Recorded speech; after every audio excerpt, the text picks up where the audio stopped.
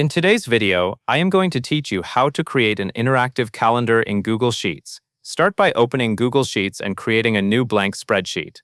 This will give you a clean workspace so your calendar and to-do list are easy to read and maintain. Next, you will set up a simple calendar date selector. Click into cell F4, or choose a different cell if you prefer, but stay consistent. Then go to the top menu, select Data, and choose Data Validation. For the criteria, choose Date is valid, and then click Done. From this point on, cell F4 works like a controlled input. You can click it and pick a date, and that selected date will drive the rest of the sheet.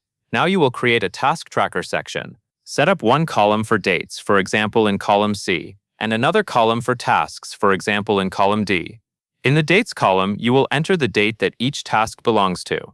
In the Tasks column, you will type the task description. Keeping dates and tasks aligned on the same row is important, because the sheet will match them row by row. Once that structure is in place, you will add the formula that makes the task list interactive. Click the cell where you want your filtered task list to appear, usually near your calendar view so it is easy to see. Then enter this formula exactly. Array constrain if error filter $D $4 $D $53 C4 C53 =F4. The filter function pulls tasks from the task range in column D, but only when the corresponding date in column C matches the date you selected in F4. The if error wrapper keeps the sheet looking clean by showing a blank when there are no matching tasks, instead of showing an error message. Finally, arret_constrain limits what spills onto your sheet so the layout stays tidy.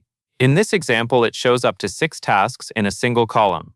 After you enter the formula, click different dates in your sheet and choose a date in F4.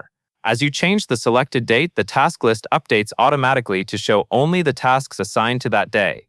That covers everything you need to know.